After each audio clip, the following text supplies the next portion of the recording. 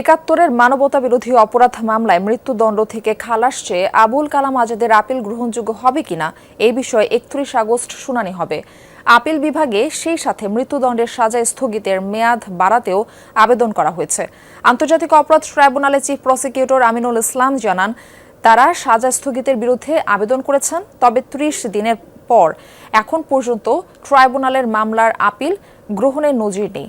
পরে আবুল কালাম আজাদের আইনজীবী জানান, রাজনীতির হাতিয়ার হিসেবে তাকে মৃত্যুদণ্ডের সাজা দেওয়া হয়েছিল, যে কারণে তারা সাজা স্থগিতের মেয়াদ বাড়াতে আবেদন জানিয়েছেন।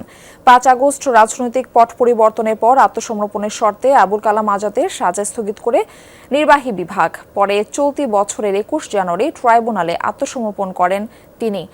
একাত্তরের মানবতাবিরোধী অপরাধ মামলায় প্রথম মৃত্যুদণ্ডপ্রাপ্ত আসামি আবুল কালাম আজাদ। তারা আজকে একটা আবেদন করেছিলেন যে সরকার যে ১ বছরের জন্য তার রায়ের কার্যকারিতা স্থগিত করেছে সেটি এক্সটেনশনের জন্য এই আপিলটি রক্ষণীয় কিনা, এই আপিলটা মেনটেনেবল কিনা, এই বিষয়ে শুনানির জন্য আগামী ৩১ আগস্ট ২০২৬ তারিখে শুনানির দিন ধার্য করেছে। দুই পক্ষকে শুনে তখন একটা আর্গুমেন্ট আসলো, বেঞ্চ থেকে বলা হলো যে যেহেতু এটা একটা মৃত্যুদণ্ড ক্যাপিটাল পানিশমেন্ট, এখানে তো অ্যাপিলটা অটোমেটিক্যালি এখানে অ্যাডমিটেড হবে। মৌলানা আবুল কালাম আজাদের কেসের ক্ষেত্রে আমরা যেটা বলবো, ওনার উপরে অন্যায় করা হয়েছিল সে সময় মৃত্যুদণ্ড দিয়ে, সেটার আমরা ন্যায় বিচার চাই।